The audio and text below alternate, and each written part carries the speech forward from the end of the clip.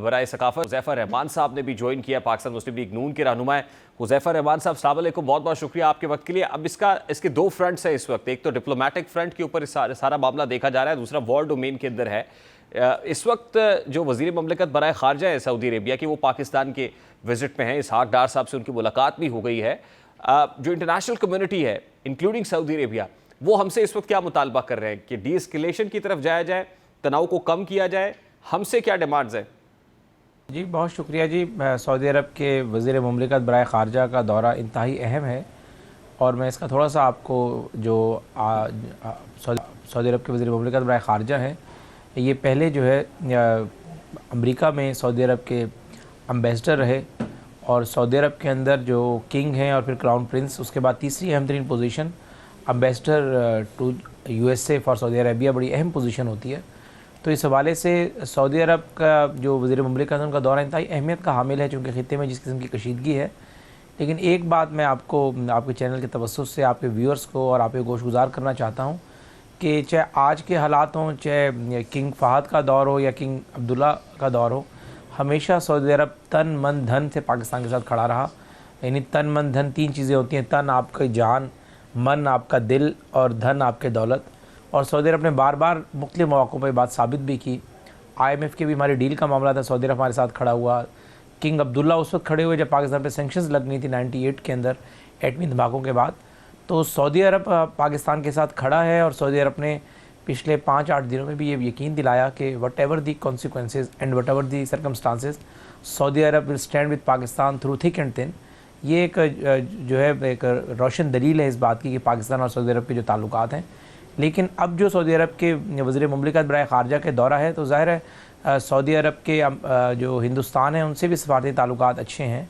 और इसके अलावा जो है सऊदी अरब इस ख़ित्ते के अंदर अमेरिका जब भी कोई अहम फ़ैसला लेता है तो सऊदी अरब को एतमाद में ज़रूर लेता है। तो इस हवाले से इस दौरे को मैं इंतहाई अहमियत का हामिल समझता हूँ और मैं समझता हूँ कि ख़ित्ते में दायमी अमन के हवाले से और इस सूरत हाल में इसका मेरिट पर साफ़ और शफाफ हल निकले तो सऊदी अरब अपना किरदार भी अदा करेगा। और पाकिस्तान सऊदी अरब के साथ हमेशा से एक बिरादराना जो ताल्लुकात हैं उसका हामी रहा है और तो पाकिस्तान आपको ने क्या हमेशा लगता है सऊदी अरब के साथ ताल्लुकात इस दौरे के बाद जो तनाव है उसमें कमी वाक़ई होगी, हालात डी एस्केलेशन की तरफ जाते हुए नजर आएंगे? देखिए जी, ये इस तरह के दौरों से तयन नहीं किया जा सकता कि डी एस्केलेशन होगी या तनाव में कमी होगी। मैं सिर्फ आप एक गोशगुजारी रखना चाहूँगा। देखिए, डी एस्केलेशन तो उसी सूरत में हो सकती है कि भारत जो है वो अपनी जो दरअंदाज़ी है और जारियत है, बदमाशी है, दहशतगर्दी है, उसको बंद करे।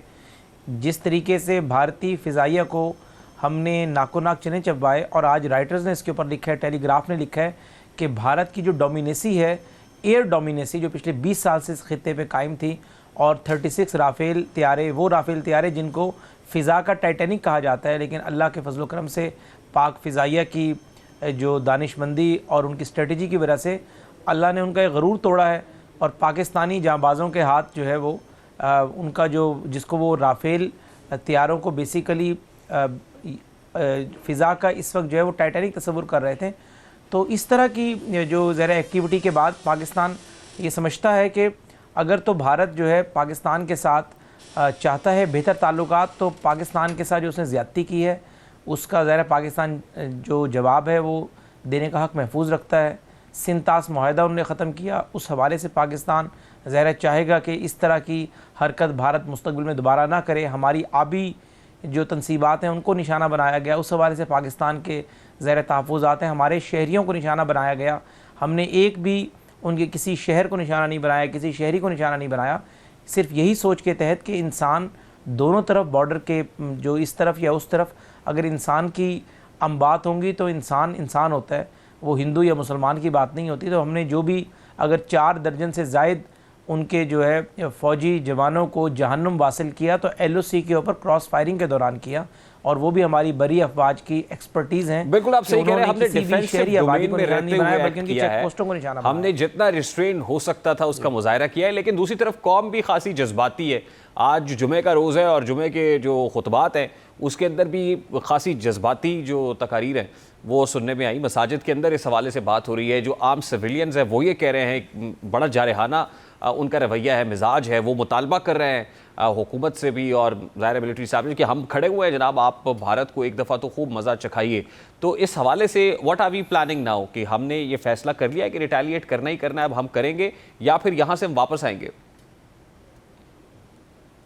देखिए, बहुत शुक्रिया। एक तो ज़ाहिर है आप भी इस बात को इंडोर्स करेंगे कि आपकी अफवाज की जो स्ट्रेटजी है और जो आपकी रियासत की हिकमत अमली है वो टीवी चैनल्स पर बैठकर अगर मैं बयान करूँगा तो ज़ाहिर है दुश्मन मुल्क को उसका इल्म होगा और वो ज़ाहिर उस मालूमात को हासिल कर कर हमारे ख़िलाफ़ मनसूबाबंदी बना सकता है। Being the member of the cabinet तो मुझे ज़िम्मेदारी का सबूत देना चाहिए। लेकिन हक़ाइक़ ये हैं कि पाकिस्तान चूँकि प्री पार्टीशन हम ब्रिटिश कॉलोनी थे, फिर उसके बाद पाकिस्तान मर्ज़ वजूद में आया, एक नज़रिए के तहत मर्ज़ वजूद में आया और दो कौमी नज़रिया और पाकिस्तान की बुनियाद ला इलाहा इल्लल्लाह मोहम्मद रसूलुल्लाह पर थी। तो पाकिस्तान में बसने वाले जितने भी पाकिस्तान के गयूर शहरी हैं, 24, 25, 26 करोड़ से ज़्यादा जो आबादी है, जब भी भारत के साथ जारियत का मामला होता है तो उनका ज़ाहिर वलवला, जज्बा और जोश जो है वो दीदनी होता है। ज़ाहिर है जो हमने पार्टीशन के दौरान कुर्बानियाँ दी, पाकिस्तान में बहुत बड़ी तादाद इंक्लूडिंग माई सेल्फ हिंदुस्तान से माइग्रेट कर आए, हमारे आबा अजदाद ने कुर्बानियाँ दी। तो जो हिंदुओं ने हमसे सलूक किया तो वो ज़ाहिर है वो सलूक याद आ जाता है और फिर लोगों के जज्बे जाग जाते हैं। लेकिन ज़ाहिर है हम एक न्यूक्लियर स्टेट हैं, भारत भी एक न्यूक्लियर स्टेट है, ख़ित्ते में दायमी अमन को भी हमने मेंटेन रखना है। जज्बात से फ़ैसले नहीं होते, रियासतों के इस तरह के मामलात होश और दानिशमंदी से चलते हैं। जज्बात का फ़ैसला तो नरेंद्र मोदी ने किया और फिर उसको मुँह की खानी पड़ी कि जो कि फ़िज़ा का सबसे बेहतरीन इस वक्त तैयार है राफेल नदाल, उसने उसको जो है राफेल तैयारों को जो है एम्बेरस करवाया और कंपनी को एम्बेरस कराया। 9.8 बिलियन डॉलर की उसकी डील थी और एक रात में 15 बिलियन डॉलर के उसके शेयर्स गिर गए। तो हमने हिकमत का मुजाहरा करने, लेकिन हिकमत का मतलब ये भी नहीं है कि भारत हम पर जारियत मुसल्लत करेगा और हमारे नेते शहरियों को निशाना बनाएगा, हम उसका बदला नहीं लेंगे। बदला भी हम लेंगे